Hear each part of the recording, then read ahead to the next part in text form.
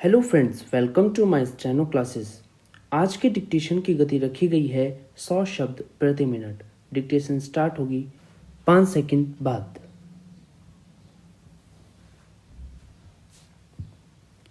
Start. अध्यक्ष महोदय, वित्त मंत्रालय की मांगों पर कल से बहस चल रही है। इसके कई विषयों पर सदस्यों ने अपने विचार प्रकट किए।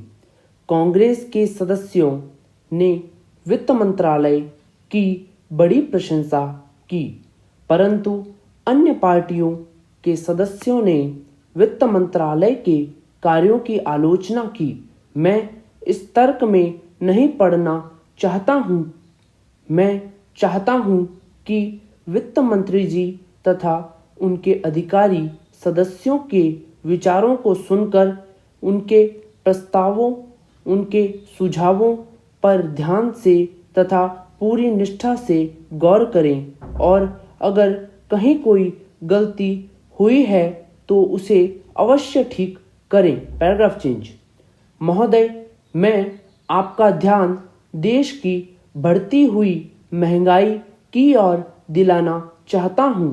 वैसे तो इस सदी में सभी देशों में महंगाई बढ़ी है और सरकार की तरफ से यह कहा गया है कि हमारे देश में महंगाई दूसरे देशों की अपेक्षा कम बढ़ी है। ठीक है, मैं इस बात को मानता हूं, परंतु मैं सरकार से पूछना चाहता हूं कि और देशों में प्रति व्यक्ति आय क्या है और हमारे देश में क्या है। Question mark. हमारा एक गरीब देश है। यदि इसमें महंगाई बढ़ती है तो सरकार का यह कर्तव्य है कि वह उसे रोकने की पूरी कोशिश करे। महंगाई का असर हमारे किसानों, मजदूरों, दफ्तरों में काम करने वाले बाबुओं पर कितना पड़ता है? क्या सरकार ने कभी इस बात पर विचार किया है? इस बढ़ती हुई महंगाई से सारा देश परेशान है। अतः मेरा निवेदन है कि सरकार को महंगाई को रोकने तथा उसे कम करने के ठोस उपाय करने चाहिए। Paragraph change. अब मैं सरकारी कर्मचारियों के वेतन तथा भत्तों के बारे में कुछ कहना चाहता हूँ। केंद्र सरकार के 2 प्रकार के कर्मचारी हैं।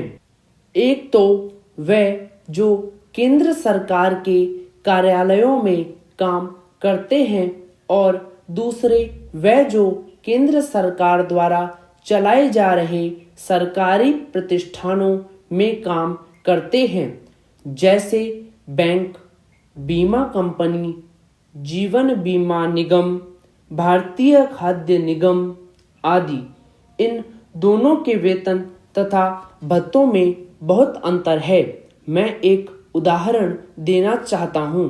केंद्र सरकार के कर्मचारियों को बड़े शहरों में मकान किराया भत्ता उनके मूल वेतन पर 15% मिलता है और उसी सरकार द्वारा चलाए जा रहे प्रतिष्ठानों के कर्मचारियों को 25% से 35% तक मिलता है। मैं सरकार से जानना चाहता हूं कि ऐसा क्यों है। Question mark. सरकार के सभी कर्मचारियों को एक समान वेतन तथा भत्ते दिए जाने चाहिए। यह भेदभाव खत्म होना चाहिए। पूर्ण विराम।